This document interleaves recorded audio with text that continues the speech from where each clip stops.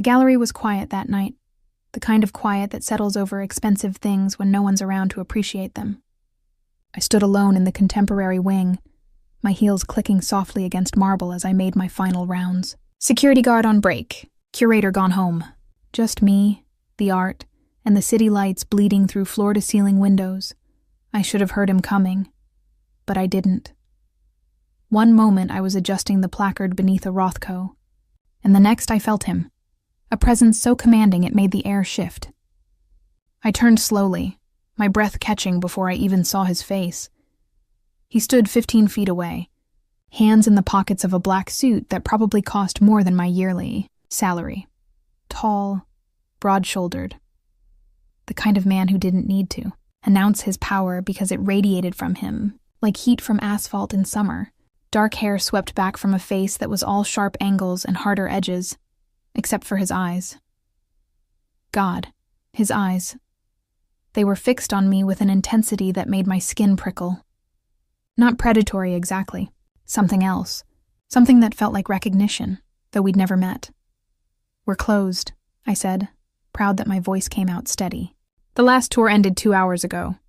He didn't move, didn't blink, just kept staring at me like I was one of the paintings, something to be studied, decoded, understood. "You smell like Jasmine," he said finally, his voice low and rough, textured like expensive whiskey, the kind that burns going down. My hand instinctively went to my wrist, where I'd dabbed my perfume that morning. What?" He took a step closer, then another, each movement deliberate, controlled. My dead wife's favorite scent. Another step. She wore it every day for 5 years. His jaw tightened, a muscle jumping beneath tanned skin. "So I'll ask you once, and I suggest you answer truthfully." He was close enough now that I could see the flecks of gold in his dark eyes, close enough that I could smell cedar and gunpowder and something dangerous I couldn't name. "Who are you, really?" My heart hammered against my ribs. My name is Vera Mitchell. I work here. I'm nobody." "Nobody," he repeated, tasting the word like it was a lie. He circled me slowly, and every instinct I had screamed at me to run. But my feet might as well have been bolted to the floor. "Nobody wears Jasmine de Nuit. It's discontinued. Has been for 3 years. Cost $2,000 a bottle on the black market." How did he know the name of my perfume? How did he know what it cost? "It was a gift," I whispered. "From my grandmother before she died. I didn't know it was from your grandmother." He stopped in front of me again, so close I could feel the heat radiating off his body. "And where did your grandmother get it?" "I don't know. I was 18. I didn't ask questions about perfume." His eyes searched mine, looking for deception, for cracks in my story. I didn't understand what was happening, didn't understand why this man, this beautiful, terrifying man, was interrogating me about perfume in an empty art gallery. "Please," I said, and I hated how small my voice sounded. "I don't know what you want, but I'm telling you the truth. I'm nobody, just a girl who works here." You're not nobody, Vera." The way he said my name made it sound like a secret, like something precious and dangerous all at once. Not to me, not anymore. Before I could ask what he meant, before I could do anything but stand there drowning in confusion and a fear I didn't quite understand, the gallery doors burst open. 3 men in dark suits flooded in, and I knew, without knowing how I knew, that they belonged to him. One of them stepped forward, his expression urgent. "Sir, we need to move." Giovanni's men were spotted 2 blocks away. The man in front of me, the one who'd somehow turned my world sideways in the span of 5 minutes, didn't look away from me, didn't even acknowledge that someone had spoken. "What's your address, Vera?" "What? No, I'm not—" "Your address. Not a request. A command wrapped in velvet threat. Because in approximately 10 minutes, some very bad men are going to run your name, find out where you live, and wonder why their enemy was seen talking to you in an empty gallery at midnight." He leaned in, his lips close to my ear, his breath warm against my skin. "So I'll ask one more time. What's your address?" I told him. "God help me," I told him. And as he stepped back, as his men flanked him and they moved toward the exit like shadows, he looked over his shoulder one last time. "Lock the doors behind us. Don't go home tonight. And Vera? Something that might have been regret flickered across his face. I'm sorry. Then they were gone, and I was alone with the art and the silence and the jasmine perfume that had just destroyed my life. I didn't go home. I should have. I should have locked those gallery doors, called the police, and pretended the entire encounter was some fever dream brought on by too much coffee and too little sleep. But something in his voice, that rough edge of genuine regret, kept me frozen in place long after his footsteps faded. Don't go home tonight. Why? What did he know that I didn't? I pulled out my phone with shaking hands, my thumb hovering over my landlord's number, my best friend's number, 911. But what would I even say? A dangerously beautiful man asked about my perfume and told me not to go home? They'd think I was insane. Maybe I was. I grabbed my coat and purse, my mind racing as I locked up the gallery. The street outside was empty, slick with recent rain that made the city lights reflect like oil paintings on wet pavement. My car was parked 2 blocks away. Suddenly, 2 blocks felt like 2 miles. The walk was the longest of my life. Every shadow became a threat. Every footstep that wasn't mine made my heart lurch. I'd lived in this city for 6 years, walked these streets hundreds of times. But tonight they felt foreign, hostile. Like the man in the gallery had peeled back some invisible curtain and shown me the real world lurking beneath. I made it to my car, fumbled with my keys, slid inside and locked the doors. Breathe, Vera. Just breathe. I drove to the only place I could think of, a 24-hour diner on the edge of downtown, where I'd pulled all-nighters during grad school. Somewhere public, somewhere safe, somewhere that wasn't the apartment he now knew the address to. The diner was nearly empty. Just a tired waitress, a trucker nursing black coffee, and me sliding into a corner booth with sightlines to both exits. Old habits from a childhood I tried not to think about. I ordered coffee I wouldn't drink and tried to make sense of the impossible. You smell like Jasmine, my dead wife's favorite scent. His wife. Dead. And I wore her perfume. What were the odds? What kind of sick cosmic joke was this? I pulled up Google on my phone, my fingers trembling as I typed, Jasmine de Nuit discontinued perfume Mafia, nothing useful. Fashion blogs, auction sites, I tried again. Mafia boss dead wife, too many results. Too vague. I was about to give up when the diner door opened. My blood turned to ice. It wasn't him. It was one of his men, the one who'd delivered the warning about Giovanni's men. He spotted me immediately, like he'd known exactly where I'd be, and walked over with the casual confidence of someone who'd never been told no in his life. Miss Mitchell.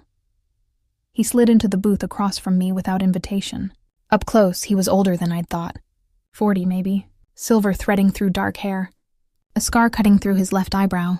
I'm Marco. Mr. Dante sent me. Mr. Dante. I repeated numbly. So that was his name. Dante. It fit him. Dark and literary and dangerous. He wants you to come with me. Absolutely not. I was surprised by the force in my own voice. I don't know who he is or what he wants, but I'm not going anywhere with... Marco's phone buzzed. He glanced at it, then turned the screen toward me. It was a photo of my apartment building, or what was left of it, fire trucks, police cars, smoke billowing from a 3rd-floor window. My floor. My apartment.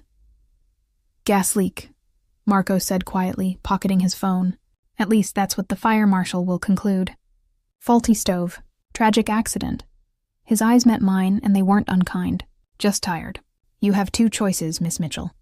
Come with me to somewhere safe, or take your chances that whoever did this doesn't know about this diner. The coffee in my stomach turned to acid. Why? Why is this happening? I don't know anything. I'm not involved in whatever world you people live in. You weren't, Marco agreed. Until you wore the wrong perfume on the wrong night and caught the attention of the wrong man. He stood, buttoning his jacket. Or the right man, depending on how you look at it. Because if Mr. Dante hadn't been at that gallery tonight, if he hadn't warned you... He didn't finish the sentence. He didn't have to. I'd be dead. The thought hit me like a physical blow. Someone had tried to kill me. Someone had burned down my apartment, destroyed everything I owned, all because a man I didn't know had spoken to me for 5 minutes. This is insane, I whispered. Yes, Marco said simply. But it's also your reality now, so are you coming? The car was a black SUV with tinted windows and leather seats that probably cost more than my destroyed furniture. Marco drove in silence while I sat in the back, my mind a chaos of fear and disbelief, and a strange detached calm that felt like shock. We left the city behind, drove through suburbs that gave way to countryside, then turned down a private road lined with trees that seemed to swallow the moonlight. And then I saw it. The estate rose from the darkness like something from another world. Stone and glass and architectural ambition, all sharp angles and impossible beauty. Lights glowed from a dozen windows. A fountain dominated the circular drive. This wasn't a house. This was a fortress. Marco pulled up to the entrance where 2 more men in dark suits stood guard. The doors opened before we reached them. And there he was. Dante. Standing in the entrance hall beneath a chandelier that cast shadows across his face, making him look like something carved from marble and violence. He'd removed his jacket, rolled his sleeves to reveal forearms corded with muscle and ink, tattoos I couldn't make out from this distance. His eyes found mine across 20 feet of imported Italian marble. "Welcome to your new home. Vera," he said, his voice echoing in the cavernous space. "For however long it takes to keep you alive." I didn't move from the doorway. Couldn't move, really. My legs had turned to water somewhere between seeing my burned apartment on Marco's phone and standing in the entrance of what could only be described as a palace built on blood money. "I want to go to the police," I said, and my voice echoed in the vast space between us. Dante's expression didn't change. "No, you don't. Yes, I do. Someone tried to kill me. That's what police are for. Protection. Justice. Things that don't involve—" I gestured wildly at the opulence surrounding us, at the armed men I could see positioned strategically throughout the house, whatever this is. "The police can't protect you from the Giovannis." He said it like he was explaining basic math to a child. "They can't even protect themselves from the Giovannis. Then I'll leave the city. Change my name. Disappear. They'll find you." He moved closer, each step measured and deliberate. "They're already looking. Right now, as we speak, Giovanni has men running your face through every database they can access. Your social media, your employment records, your college transcripts. By morning, they'll know everything about you. Your mother's maiden name, your childhood address, the coffee shop you visit every Tuesday." My breath caught. "How do you—" "Because I've already done the same thing." He stopped a few feet away, close enough that I could see the exhaustion bruising the skin beneath his eyes. "I know you graduated summa cum laude from Columbia with a degree in art history. I know your parents died in a car accident when you were 16. I know you have $23,000 in student debt and you volunteer at a youth center every other Saturday." The invasion felt like a violation, like he'd reached inside my life and rifled through everything I was. "You had no right—" "I had every right." His voice turned sharp, dangerous. "The moment you became a target in a war you don't understand, you became my responsibility. So yes, Vera, I invaded your privacy. I learned everything I could about you in the 3 hours since I left that gallery, because that's what keeps you alive. I never asked for your protection." "No," he agreed, something like sorrow flickering across his face. "You asked for nothing. You were simply in the wrong place at the wrong time, wearing the wrong perfume." He turned away, running a hand through his hair in a gesture so human it startled me. "Story of your life, apparently." The comment hit too close to home. My parents' accident, my grandmother's death 6 months later. Always in the wrong place. Always losing people. Why, Jasmine? I asked quietly. "Why does my perfume matter so much?" His shoulders tensed. For a long moment he didn't answer. When he finally spoke, his voice was barely above a whisper. "My wife Isabel commissioned that perfume. Had it made specifically for her in Paris. Only 20 bottles were ever created." He turned back to face me, and the raw pain in his eyes made my chest ache. 19 of them burned in the fire that killed her. The 20th was buried with her. So when you walked into my line of sight tonight smelling exactly like her— He stopped, his jaw clenching. I thought I was losing my mind. Oh God. The Giovannis, I breathed. They killed her. They planted the bomb that burned down our home, yes. His voice had gone flat, empty. 2 years ago. I've spent every day since then systematically destroying their organization piece by piece. I'm close now, so close to ending the family that took her from me. And then you appear wearing her scent, and suddenly they have new leverage. I'm not leverage. I'm nobody to you. That's not true anymore. He closed the distance between us, and I should have stepped back, should have maintained space. But I couldn't move. The moment Giovanni's men saw me speak to you, the moment they ran your plates and found your apartment, you became somebody. You became the woman Dante Moretti was seen with, the woman he warned, the woman he protected. This is insane, I whispered. Yes. He reached out slowly, giving me time to pull away. When I didn't, his fingers brushed my wrist where I'd applied the perfume that morning. His touch was gentle, reverent. Where did your grandmother really get this? I told you. I don't know. She gave it to me right before she died. Said it was special. Said I should save it for important moments. A terrible thought occurred to me. You don't think she was involved in— No. His thumb traced small circles on my pulse point, and I wasn't sure if he realized he was doing it. But someone gave it to her. Someone who had access to something that shouldn't exist. I can show you the bottle. I stopped. It was in my apartment. We'll get you new things, clothes, toiletries, whatever you need. I don't want new things. I want my life back. My voice cracked despite my best efforts. I want to wake up tomorrow and have this all be some terrible nightmare. Something shifted in his expression.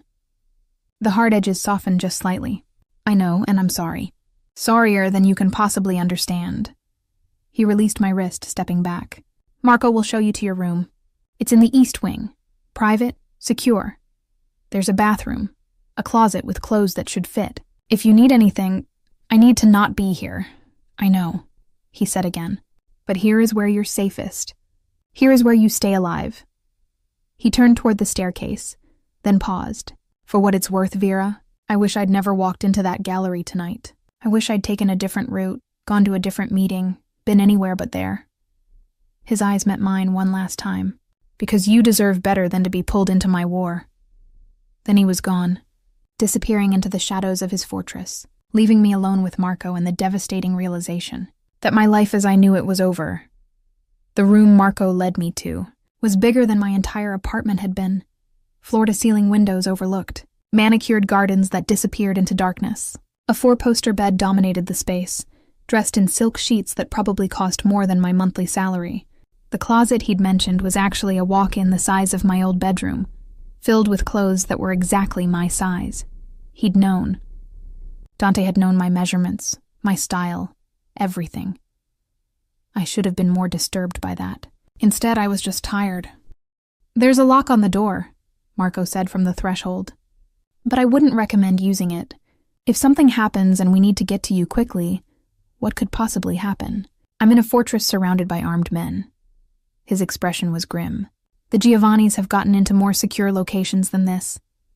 He left me alone with that cheerful thought. I didn't sleep. How could I? Every time I closed my eyes, I saw my apartment burning, saw phantom strangers watching me from shadows, saw Dante's face when he'd touched my wrist. That mixture of pain and something else I couldn't name. Around 3 a.m, I gave up. Pulled on the silk robe I'd found hanging in the bathroom and padded barefoot into the hallway. The house was quieter than I'd expected. Distant voices murmured from somewhere below, the hum of expensive climate control, but otherwise silence I shouldn't have explored. Should have stayed in my room like a good hostage, because that's what I was, really, no matter how nice the cage. But my feet carried me forward anyway, drawn by a light spilling from beneath a door at the end of the corridor. I knocked softly. No answer. I pushed it open. It was a study. All dark wood and leather and floor-to-ceiling bookshelves that held what looked like first editions. A desk sat before the windows, papers scattered across its surface. And slumped in the chair behind it, head in his hands, was Dante. He hadn't heard me enter. I couldn't sleep either, I said quietly. His head snapped up, and for just a second, I saw something raw and broken in his expression before the mask slammed back into place. You should be resting. Should be, yes, but apparently almost dying makes sleep difficult. Who knew? I stepped further into the room, drawn by something I didn't understand. Maybe it was the exhaustion in his eyes. Maybe it was the half-empty bottle of whiskey on his desk. Maybe it was just that I was tired of being afraid. What are you doing? Working. At 3 a.m? I don't sleep much anymore. He leaned back in his chair, studying me with those dark, intelligent eyes. Not since Isabel. I shouldn't have asked. It was none of my business. But the words came anyway. What was she like? Pain flashed across his face, quick and devastating. Why do you want to know? Because you've pulled me into your world, into your war. Because I smell like her. I think I deserve to know who I'm a ghost of. He was quiet for so long I thought he wouldn't answer. Then he reached into his desk drawer and pulled out a photograph. Slid it across the polished wood toward me. I picked it up with trembling fingers. She was beautiful. Dark hair, warm smile, eyes that sparkled with life and mischief. She stood on a beach somewhere, the wind catching her sundress, looking at whoever held the camera, at Dante, like he hung the moon. She was kind, he said, his voice rough. Too kind for someone like me. She volunteered at hospitals, fostered rescue dogs, cried at sad movies. A ghost of a smile touched his lips. She knew what I was, what I did, but she saw something in me worth loving anyway. How did you meet? She rear-ended my car at a red light. The smile grew slightly. Apologized so profusely I couldn't even be angry. Asked her to dinner to make up for it. She said yes, and that was it. 2 years later, we were married. His expression darkened. 3 years after that, she was dead. I set the photo down carefully, like it might shatter. I'm sorry. Everyone's sorry. He reached for the whiskey, poured 2 fingers into a glass. But sorry doesn't bring her back. Sorry doesn't make the Giovannis pay for what they took from me. Is that what this is about? Revenge? Justice, he corrected. There's a difference, is there? I moved closer to the desk, emboldened by his openness, by the vulnerability he was showing me at 3 a.m. in a house full of men who thought he was invincible. Because from where I'm standing, it looks like revenge. It looks like you're so consumed by destroying the people who hurt you that you've forgotten how to be anything else. His eyes flashed dangerously. You don't know anything about me. No, I don't, but I know what grief looks like. I know what it does to people when they let it eat them alive. I thought of the year after my parents died, the darkness I'd fallen into, and I know that wherever Isabel is, she wouldn't want this version of you. Don't. The word came out sharp as a blade. Don't presume to know what she'd want. You're right. I don't know. I held his stare, refusing to back down even though every survival instinct screamed at me to run. But I know she loved you. I can see it in that photograph, and people who love like that don't want the person they left behind to turn into something hollow. He stood abruptly, the chair scraping against hardwood, moved around the desk toward me, and I should have stepped back. Should have put space between us. But I held my ground. He stopped inches away, close enough that I could smell whiskey and cedar and fury. You've been in my world for 6 hours. Vera, don't pretend you understand it. Then help me understand. Something shifted in his expression. The anger drained away, leaving only exhaustion and a loneliness so profound it made my chest ache. I can't, he whispered. Then alarms shattered the silence, and all hell broke loose. The alarms were deafening. Dante's hand closed around my wrist before I could process what was happening. He pulled me toward the door, his entire body transformed from exhausted man to lethal predator in a heartbeat. Stay behind me, he commanded, pulling a gun from somewhere I hadn't seen. Don't make a sound. My heart hammered against my ribs as he moved into the hallway, gun raised, every muscle coiled and ready. The lights had gone red, emergency lighting that painted everything in shades of blood and shadow. Marco appeared at the end of the corridor, weapon drawn, expression grim. East perimeter. 3 vehicles. At least 8 men. The Giovannis? Dante's voice was ice. Who else?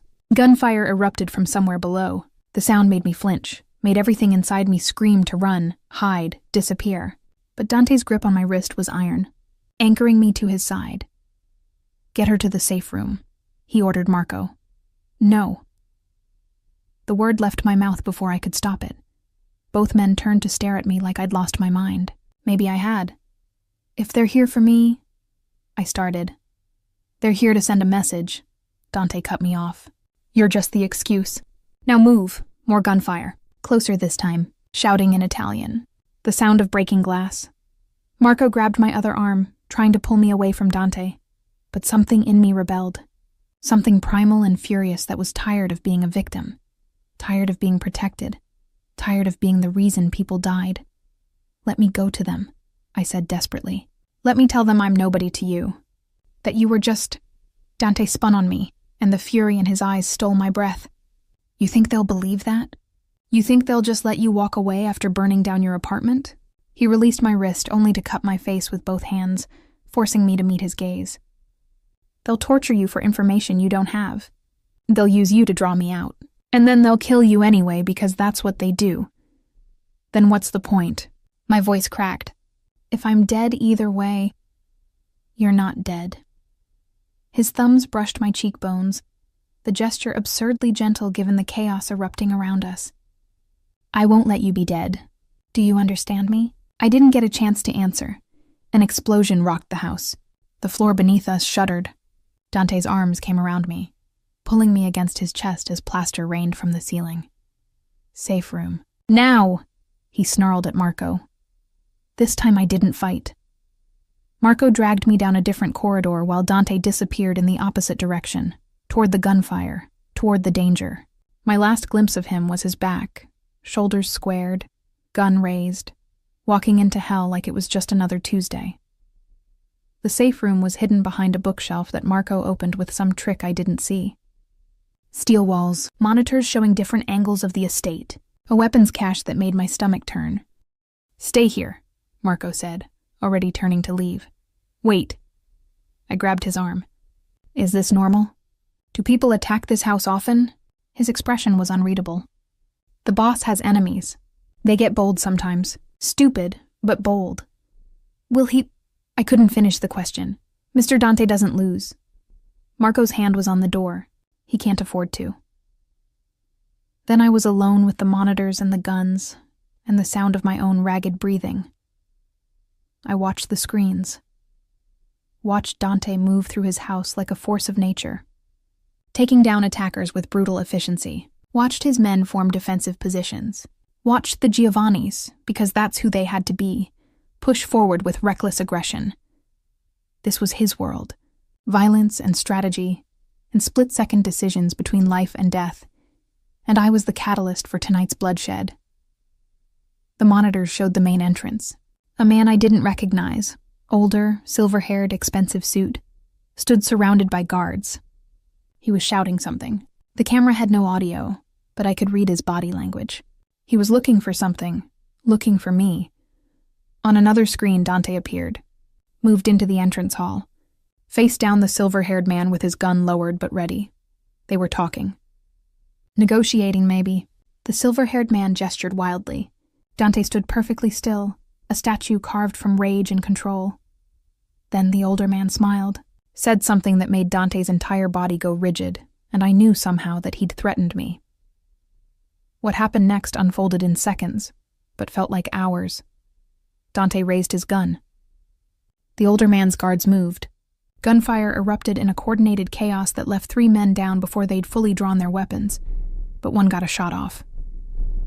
I watched Dante's body jerk, watched him press a hand to his side, watched blood seep between his fingers.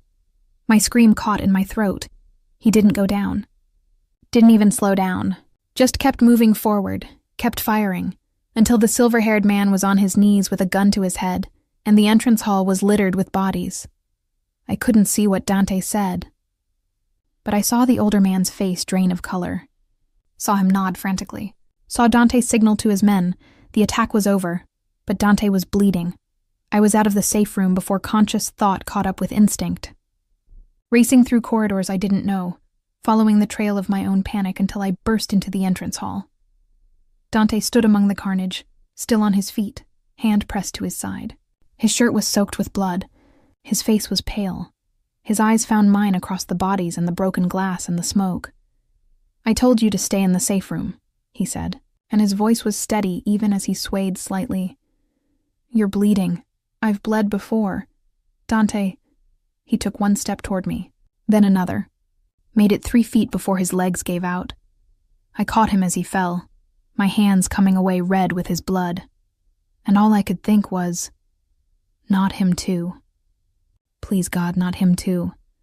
He was heavier than I expected.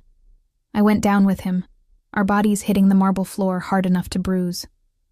His blood was hot against my hands, soaking through the silk robe, spreading like a stain I'd never wash out. "Dante, stay with me." My voice sounded foreign to my own ears, high and panicked and nothing like the calm I was trying to project. "Marco, someone help!" "I'm fine." He tried to push himself up, failed, and cursed in Italian. "It's just a graze." "That's not a graze. That's... God, there's so much blood." Marco appeared with 2 other men. They moved with practiced efficiency, lifting Dante like he weighed nothing, carrying him toward the stairs. I followed on shaking legs, my hands still red, still warm with him. They took him to a room on the 2nd floor that I realized was his bedroom. Massive bed, dark furniture, windows overlooking the gardens, but I barely registered any of it because they were laying him down, cutting away his shirt and the wound. The bullet had carved a path across his ribs. Deep enough that I could see, I turned away, bile rising in my throat. "Out," Marco said firmly. "Let the doctor work. Doctor? He's 2 minutes away. But you need to leave." "No." The word came out stronger than I felt. I turned back, forced myself to look at Dante's face instead of the wound. His eyes were closed, jaw clenched against pain he wouldn't voice. "I'm staying. Miss Mitchell, she stays." Dante's voice was strained but absolute. His eyes opened, finding mine. "She stays." Marco didn't argue. The doctor arrived with a medical bag and no questions. He was young, efficient, and clearly accustomed to treating gunshot wounds in the middle of the night. He cleaned the wound while Dante gripped the bedsheets hard enough to turn his knuckles white. I stood at the head of the bed, useless and terrified. Without thinking, I reached for his hand. His fingers closed around mine immediately, squeezed hard enough to hurt. "Talk to me," he gritted out as the doctor began stitching. "Distract me." What do you want me to say?" "Anything. Tell me about the gallery. Tell me why you wanted to work with art." My mind scrambled for words that felt impossibly far away. "My mother," I heard myself say. "She was a painter. Not successful or anything, just it made her happy. After she died, I couldn't paint anymore. Couldn't even pick up a brush without feeling like I was drowning. But I could still look at art. Could still be near it." His grip tightened. "What did she paint?" "Landscapes, mostly. Places she'd never been. Paris, Tuscany, Santorini." The memories hurt less than they used to. She'd paint these places and tell me stories about them.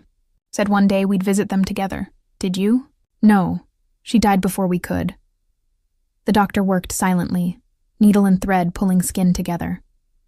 Dante's breathing was controlled, measured, but I could feel the pain radiating through his grip. "Where would you go?" he asked. "If you could visit anywhere?" "Why are you asking me this?" "Because," he hissed as the doctor hit a particularly sensitive spot. "Because your voice is the only thing keeping me from putting a bullet in this doctor for causing me pain." The doctor didn't even flinch. Clearly he'd heard worse. "Vienna," I said. "The Kunsthistorisches Museum. I've wanted to see it since I was 12. "Why Vienna?" "Because my mother always said the way they display Bruegel's paintings is like stepping into another century. Like time travel through art." His eyes were still on me, dark and intense despite the pain. "I'll take you there." "What?" "When this is over. When the Giovannis are buried and you're safe. I'll take you to Vienna." "Dante, you don't have to." "I want to." His thumb traced circles on the back of my hand, and I wasn't sure if he realized he was doing it. "I want to see your face when you walk into that museum for the first time. I want to watch you look at art the way you looked at that Rothko in the gallery, like it was the only real thing in the world." My throat tightened. "You barely know me." "I know enough." The doctor tied off the last stitch and began bandaging the wound. "You're lucky," he said to Dante. 2 inches to the left and we'd be having a very different conversation. "No strenuous activity for at least 2 weeks. Keep the wound clean. I'll be back tomorrow to check on it." He packed his supplies and left with Marco, leaving us alone in the pre-dawn quiet. Dante still hadn't released my hand. "You should have stayed in the safe room," he said. "Finally. You were bleeding. I've bled before." "So you said?" I looked down at our joined hands, at the blood, his blood drying on my skin. "Why does it matter?" "Why do I matter to you? We're strangers, are we?" His free hand came up to touch my face, his thumb brushing my cheek with devastating gentleness. "Because it doesn't feel that way. It hasn't felt that way since the moment I saw you in that gallery. That's just the perfume, the grief. I remind you of— No." The word was absolute. "You're nothing like Isabel." She was sunlight and softness. "You're—" He paused, searching for words. "You're steel wrapped in silk. You're every sharp edge I didn't know I needed. And yes, maybe the perfume drew me to you first. But that's not why I'm still here, holding your hand, telling you about Vienna. Then why?" He pulled me closer until our faces were inches apart, until I could see flecks of gold in his dark eyes and count the individual stitches the doctor had just placed. "Because when I fell tonight, the only thing I could think was that I couldn't die before I figured out what this is between us." His breath ghosted across my lips. "And I always finish what I start, Vera." "This is insane," I whispered. "Yes," he agreed. Then he kissed me, and the world fell away. His lips were gentle despite everything he was, despite the violence I'd just witnessed, despite the blood still drying on both our hands. The kiss was a question more than a demand, asking permission I didn't know how to give but couldn't deny. I kissed him back. "God help me." I kissed him back. My free hand found his jaw, careful to avoid the bandages wrapping his torso. He tasted like whiskey and something darker, something that should have terrified me, but instead made me lean closer. He broke away first, resting his forehead against mine. His breathing was unsteady, whether from pain or something else, I couldn't tell. "I shouldn't have done that," he murmured. "No," I agreed. "You shouldn't have. You should leave, go back to your room. Forget this happened." "Should I forget the attack too? The men you killed? The way you took a bullet and kept fighting?" His eyes opened, meeting mine. "That's who I am, Vera. That's the world you're in now. Blood and bullets and bodies in the entrance hall. This isn't some romance where the dangerous man becomes good for the right woman. I'm not good. I won't ever be good. I'm not asking you to be." Something flickered in his expression. Surprise, maybe. Or fear. "You don't know what you're saying." "Don't I?" I pulled back slightly, needing space to think, to breathe. "You think I don't understand what I saw tonight? You think I'm naive, enough to believe you're anything other than exactly what you are? Then what am I? A man consumed by revenge who's convinced himself it's justice. A man who builds fortresses and surrounds himself with armed guards because he's terrified of losing someone else. A man who kisses like he's drowning and I'm air." I stood, my legs still unsteady. "But you're also the man who warned me in that gallery, who sent Marco to save me, who took a bullet tonight and the first thing you thought about was whether I was safe. That doesn't make me good." "No," I agreed, "but it makes you human." He looked away, jaw tight. "You should still leave." "Why?" "Because you're afraid of what happens if I stay?" "Yes." The admission seemed torn from him. "Because everyone I love dies, Vera. Everyone I try to protect ends up destroyed. Isabel was supposed to be safe. I gave her guards, security, every protection I could buy. And they still got to her. They still burned her alive while I was across the city in a meeting that didn't fucking matter." The raw agony in his voice cracked something in my chest. "That wasn't your fault. It was my world. My enemies." My war that she paid for. He finally looked at me again, and his eyes were devastated. And now you're here, in that same world, wearing that same perfume, and I can't... He stopped, his hands fisting in the sheets. I can't do this again. I can't watch someone else burn because of me. I moved back to the bed, sitting carefully on the edge. Then let me go. Tell the Giovannis I mean nothing to you. End this. I can't do that either. Why not? Because it would be a lie. His hand found mine again, fingers threading through mine like he was afraid I'd disappear. Because the moment I saw you, something shifted. Something I thought died with Isabel woke up, and I'm selfish enough, broken enough to want to hold on to that feeling even though it might destroy you. What if I'm willing to take that risk? You don't understand what you're risking. Then tell me. I squeezed his hand. No more half-truths. No more protection. Tell me everything. Tell me who the Giovannis really are. Tell me why they killed Isabel.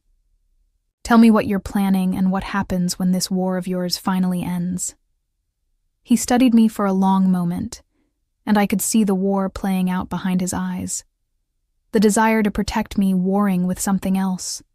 Maybe respect, maybe trust, maybe just exhaustion from carrying secrets alone. The Giovannis control half the city, he said finally. Drugs, weapons, human trafficking. Things that make what I do look like charity work. My family, the Morettis, we have rules. Lines we don't cross. The Giovannis have no such limitations. And Isabel? She found out about one of their operations. A trafficking ring running through the port. She wanted to go to the FBI, thought she could do it anonymously. His voice went hollow. They found out, made an example of her, burned. Our house to the ground with her inside as a message that no one touches Giovanni business and lives. The horror of it settled over me like a weight. I'm so sorry. I've spent 2 years dismantling everything they built. Every operation, every alliance, every stream of revenue. I've taken it all apart piece by piece. And now I'm close to the head of the snake, Antonio Giovanni himself. The man who gave the order to kill her. The silver-haired man from tonight. Yes. Something cold and lethal crossed his face. He came here to negotiate, to offer a truce in exchange for you. He thinks you're important to me. Thinks he can use you as leverage. My blood ran cold. What did you tell him? That if he ever speaks your name again, I'll kill everyone he's ever loved in front of him before I let him bleed out slowly. The casual brutality of it should have terrified me. Instead, I felt something else. Something dark and primal that recognized the promise of protection in his threat. And what happens when you finally kill him? I asked. When this war is over and the Giovannis are gone? His eyes met mine, and in them I saw a future I didn't understand, but felt pulled toward anyway. That depends on you, Vera. That depends on whether you're still here when the smoke clears. Dawn light was breaking through the windows, painting everything in shades of gold and shadow. I'm still here now, I whispered. His grip on my hand tightened. Then stay, just for today, just until I know you're real. So I stayed. I fell asleep in the chair beside his bed. Didn't mean to. But exhaustion finally caught up with me somewhere around dawn. And when I woke, afternoon sun was streaming through the windows, and Dante was watching me with an expression I couldn't read. You're still here, he said softly. You asked me to stay. I didn't think you would. He'd propped himself up slightly against the pillows, the bandages stark white against his tan skin. Most people run when they see what I really am. I don't have anywhere to run to. I stretched, my neck protesting the awkward angle I'd slept in. My apartment's destroyed. My life's in ashes. And apparently there's a Mafia family that wants to use me as leverage. So yes, I'm still here. Not like I have much choice. Something flickered in his eyes. Disappointment, maybe. That's the only reason? Before I could answer, Marco knocked and entered without waiting for permission. His expression was grim. We have a problem. Dante's entire demeanor shifted, the vulnerable man from this morning disappearing behind the cold mask of the boss. What kind of problem? Giovanni's men took Luca. I watched Dante's jaw clench. Watched, his hands fist in the sheets despite the pain it must have caused. When? An hour ago. Ambushed him on his way back from the port. Marco's eyes flicked to me, then back to Dante. They're saying it's a trade. Luca for the girl. The girl. Me. The temperature in the room seemed to drop 10 degrees. No, Dante said flatly. Boss, Luca has a family. 2 kids. If we don't... I said no. Dante's voice was ice and iron. We don't negotiate with the Giovannis. We never negotiate with the Giovannis. You know this. He's been with you for 8 years. He took a bullet for you in the warehouse raid. His kids call you uncle. Marco's voice was strained, pleading. We can't just let him die. We can and we will if the alternative is giving them Vera. I stood abruptly, my chair scraping against hardwood. Stop talking about me like I'm not here. Both men turned to look at me. This man, Luca, he has children? I asked Marco. 2 girls, 6 and 9. My stomach twisted. I thought of being 16, of learning my parents were dead, of the hole that had torn through my world. And if he dies, they grow up without a father. Vera, don't. Dante's voice held a warning. Don't what? Don't have empathy? Don't care that a man with a family is going to be killed because of me? I moved to the foot of his bed, met his hard stare with my own. You said I was in your world now. You said I should understand what that means. Well, I'm starting to understand, and I don't like it. You think I like it? He tried to sit up further, winced, and cursed. You think I want to choose between my men and... He stopped himself. And what? And me, a woman you met 3 days ago? I wrapped my arms around myself, suddenly cold. A man you've known for 8 years? Or someone who's only here because of a coincidence of perfume? It's not about how long I've known you. Then what is it about? It's about the fact that if I give you to them, you die. They'll torture you for information you don't have. And when they're done, they'll kill you to hurt me. That's not a choice. That's not negotiable. What if I choose to go? The silence that followed was deafening. No, Dante said finally. You don't own me. You can't keep me here against my will. Watch me. The cold finality in his voice should have scared me. Instead, it made me angry. So I'm a prisoner now? Is that what this is? All your pretty words about Vienna and wanting to know what's between us? That was just manipulation to keep me compliant? He flinched like I'd slapped him. That's not fair. None of this is fair. My voice cracked. None of this is fair to me or to Luca or to his children. But at least I can do something about it. At least I can make a choice that saves someone. A choice that kills you. You don't know that. Yes, I do. He pushed himself up despite the obvious pain, swung his legs over the side of the bed. Marco moved to help him, but Dante waved him off. I know exactly what Antonio Giovanni does to people. I've seen the bodies. I've identified what was left of them. And I will not... His voice broke slightly. I will not let that happen to you. Even if it means Luca's daughters lose their father. Even then. He stood, swaying slightly, and I hated how pale he looked, how much this was costing him. I've made my choice, Vera. I chose you the moment I walked into that gallery. I chose you when I sent Marco to save you. I chose you when I took that bullet last night. And I'm choosing you now, even if you hate me for it. Tears burned behind my eyes. I don't want to be responsible for someone's death. Then don't be. He took a step toward me, and another, closing the distance between us. Don't go to them. Don't sacrifice yourself for a man you've never met. Stay here, stay alive. Let me find another way to save Luca. Is there another way? His silence was answer enough. I looked at Marco, who stood by the door with an expression that said he'd seen this play out before. Seen Dante choose between impossible options and live with the consequences. How long do we have? I asked. They want an answer by midnight, Marco said quietly. 6 hours. 6 hours to decide if I was the kind of person who could live with myself knowing I'd let a father die. 6 hours to decide if Dante's protection was worth the cost of someone else's life. 6 hours to figure out who I really was. I need to think, I said. Dante's hand caught mine. Vera, alone. I need to think alone. I pulled free and walked out, leaving him standing there bleeding and broken and desperate, leaving him without an answer he could accept. I went to the gardens. Needed air. Needed space. Needed something other than the suffocating weight of an impossible decision pressing down on my chest. The estate grounds were beautiful in the fading afternoon light. Manicured hedges, stone pathways, a fountain that probably cost more than most houses, all of it built on blood and violence and choices exactly like the one I was facing now. I sat on a bench near the fountain and let myself cry. For my parents. For my burned apartment.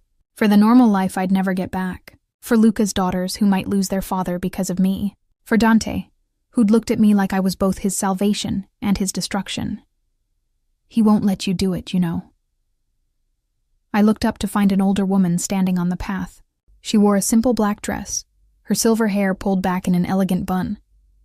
Kind eyes, sad smile. I'm sorry, I'm Teresa. I manage the household staff.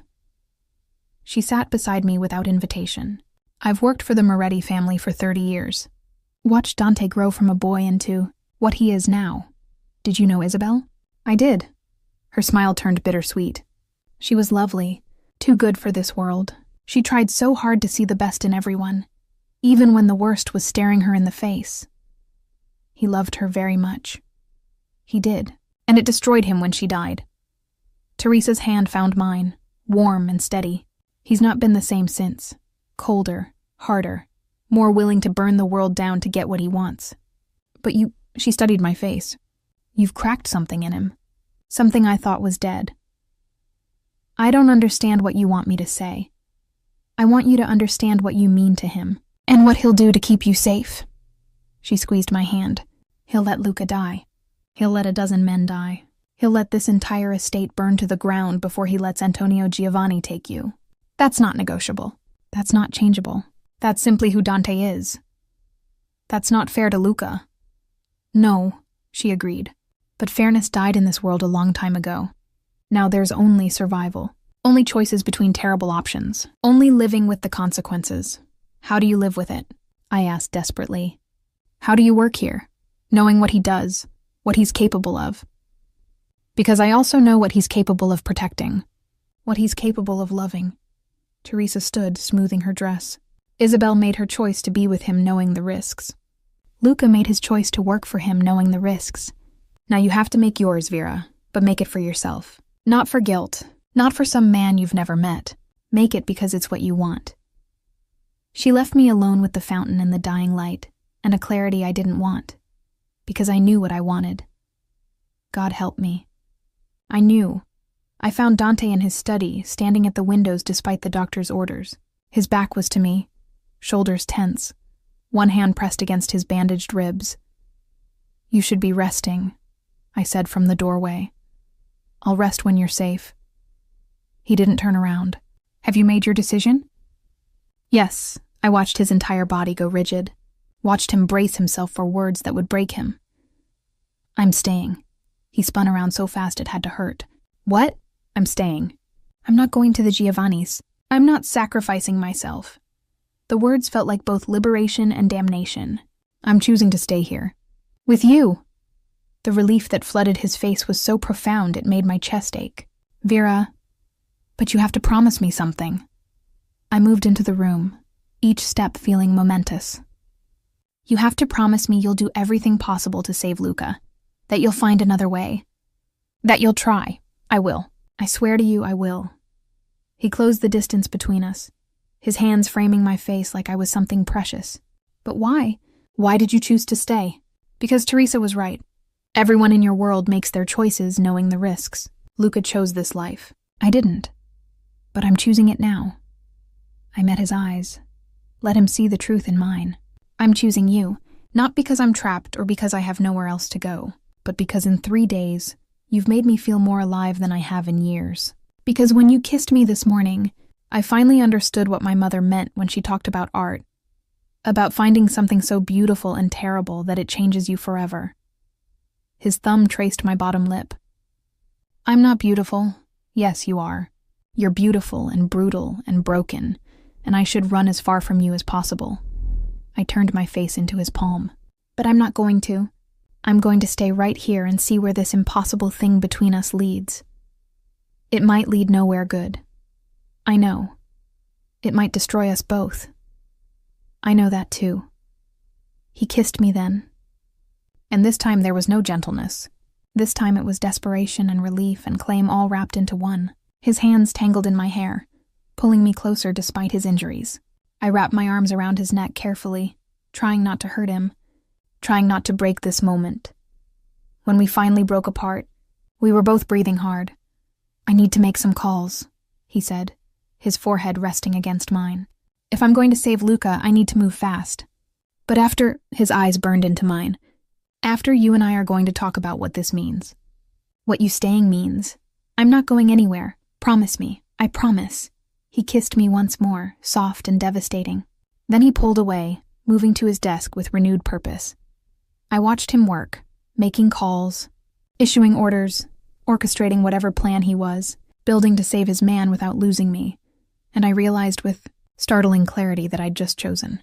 My side in a war I didn't understand, chosen. Him. Chosen this. Chosen a future that would either save us both or consume us entirely. The plan was insane, but then again, everything about the last 3 days had been insane. I sat in Dante's study while he explained it. Marco and 3 other men I'd been introduced to, Leo, Vincent, and the injured man's brother, Carlo, standing around the desk like generals planning a war. We hit them during the exchange, Dante was saying, his finger tracing routes on a map of the warehouse district. They'll expect us to come from the east, so we come from the water. 3 boats, silent approach. Vincent's team creates a diversion here. He tapped a spot on the map. While Marco's team extracts Luca from here. And Giovanni? Carlo's voice was tight with barely controlled rage. Mine. Dante's eyes were cold. Antonio Giovanni is mine. This is a suicide mission, Leo said flatly. Even if we get Luca out, they'll have 50 men there. We'll be outnumbered 5-1. Then we'd better be 5 times as good. Dante looked up, his gaze moving to each man in turn. I won't order anyone to come. This is volunteer only. Walk away now, and there's no judgment. No one moved. For Luca, Vincent said quietly. For Luca, the others echoed. I watched them file out, these men who were willing to die for one of their own, and felt something shift inside me. This wasn't just a criminal organization. This was a family, twisted and violent and broken, but a family nonetheless. When we were alone, Dante turned to me. I need you to stay here. Lock yourself in the safe room and don't come out until Marco comes for you. No. His jaw tightened. Vera, I'm coming with you. Absolutely not. You said I was part of your world now. You said I'd chosen this. I moved around the desk to face him. So let me be part of it. Let me help. Help how? This isn't some adventure. People are going to die tonight. Probably a lot of people. I know, but I'm also a distraction you can use. I'd been thinking about this since he started planning. Giovanni wants me, right? So let him see me. Let him think he's getting what he wants while your men get Luca out. You want to use yourself as bait. Yes. No. The word was absolute. I won't risk you like that. You're risking everyone else. Everyone else chose this life. You didn't. I chose you. I grabbed his shirt, careful of his wounds, and pulled him down until we were eye to eye. I chose you, Dante. And that means I don't get to hide in safe rooms while you risk your life. That means I stand with you, even when it's terrifying, even when it might end badly. Something in his expression cracked. If something happens to you, it won't, because you'll be there. Because you'll protect me the way you protected me at the gallery, and in this house, and every moment since. I kissed him softly. Trust me. Trust that I can do this. He was quiet for a long moment, his hands coming up to cup my face. "You're going to be the death of me, Vera Mitchell." "Not tonight," I promised. "Tonight, we both survive." The warehouse district was exactly as ominous as I'd imagined. Abandoned buildings. Broken streetlights, the smell of salt water and decay. I sat in the back of Dante's SUV, wearing a bulletproof vest that felt absurdly heavy, my heart hammering against my ribs. Dante sat beside me, gun checked and ready, his expression carved from stone. But his hand found mine in the darkness, fingers threading through mine. "Last chance to change your mind," he said quietly. "Not a chance." His grip tightened. "When we get there, you stay in the car until I signal. Then you walk to the center of the lot. Visible but not close enough for them to grab you easily. You don't speak, you don't move. You just stand there and let them see you. The moment Luca is clear, you run back to the car. Understand?" "I understand. And Vera?" He turned to face me, and in the dim light I could see fear beneath the cold control. "If something goes wrong, if they get past me somehow, you run, you don't look back. You don't try to help. You just run, and you keep running until Marco finds you. Nothing's going to go wrong. Promise me anyway." "I promise." He kissed me then, and it tasted like goodbye and forever all at once. Then Marco was at the window, signaling. "Time to move." Everything happened fast. I stepped out of the SUV into the harsh glare of floodlights. Antonio Giovanni stood 50 feet away, surrounded by his men, Luca bound and bleeding at his feet. The silver-haired man smiled when he saw me. "The mystery woman," he called out. "Come closer, dear. Let me see what's worth so much to Dante Moretti." I walked forward on shaking legs, each step feeling like miles. Behind me, I felt rather than saw Dante's men moving into position, heard the soft splash of boats approaching from the water. "That's far enough." Dante's voice cut through the night, sharp and commanding. He stepped into the light beside me, gun raised. "Let Luca go and we'll talk. Talk?" Giovanni laughed. "I don't want to talk, Moretti. I want to watch you bleed the way I've bled. I want you to know what it feels like to lose everything. You want revenge for your sons? For your operations I've destroyed?" Dante's voice was ice. "Then take it. Face me, not her. Not Luca. Me." The challenge hung in the air. Giovanni's smile turned feral. "You think you can beat me, boy? I've been killing men since before you were born. Then prove it. One-on-one. You and me. Winner takes everything." I watched Giovanni consider it. Watched his pride war with his caution. Watched him make the fatal mistake of underestimating the man beside me. "Deal," Giovanni said, and all hell broke loose. Gunfire erupted from 3 directions at once. Dante shoved me toward Marco, who appeared from nowhere and pulled me back toward the SUV. I saw Vincent's team moving on Luca, saw Carlo providing cover. Fire. Saw Dante walk straight toward Giovanni through, the chaos like an avenging angel. The last thing I saw before Marco pushed me into the car was Dante and Giovanni, facing each other in the center of the lot. 2 predators finally meeting. Then Marco was driving, and the warehouse was disappearing behind us, and all I could do was pray. The waiting was agony. I sat in the safe room at the estate, Teresa beside me, both of us silent. Waiting for word, waiting to know if the men who'd left would come back, waiting to know if Dante had survived. Hours passed. Dawn broke. Still nothing, then footsteps in the hallway. The door opening. Marco stood there, blood spattered but alive, and behind him, Dante, battered, bruised, but alive. I ran to him, and his arms came around me, and for the first time in 3 days, I could breathe. "It's over," he whispered into my hair. "Giovanni's dead. Luca's safe. It's over." I pulled back to look at his face, searching for the truth. "And now?" His thumb brushed my cheek. "Now I keep my promise. When you're ready, we go to Vienna. We see that museum you've dreamed about. We figure out what this is between us without guns and threats and blood. And if I'm never ready, if I can't separate you from all of this, then we figure it out here, together, in this beautiful, terrible world we've chosen." I kissed him then, tasting copper and smoke and something that felt impossibly like hope. "Together," I agreed. and as the sun rose over the estate, painting everything in shades of gold, I realized that my old life, the gallery, the apartment, the safety of being nobody, was truly gone. But standing in Dante's arms, I couldn't bring myself to mourn it, because I'd found something my mother had painted about but never found. Something worth burning the old world down for. Something that felt terrifyingly, impossibly like love. He'd called me the scent of ghosts. But I'd become something else entirely. The woman who chose the monster and found the man beneath. The woman who walked into fire and came out forged in steel. The woman who learned that sometimes the most dangerous choice is the only one worth making.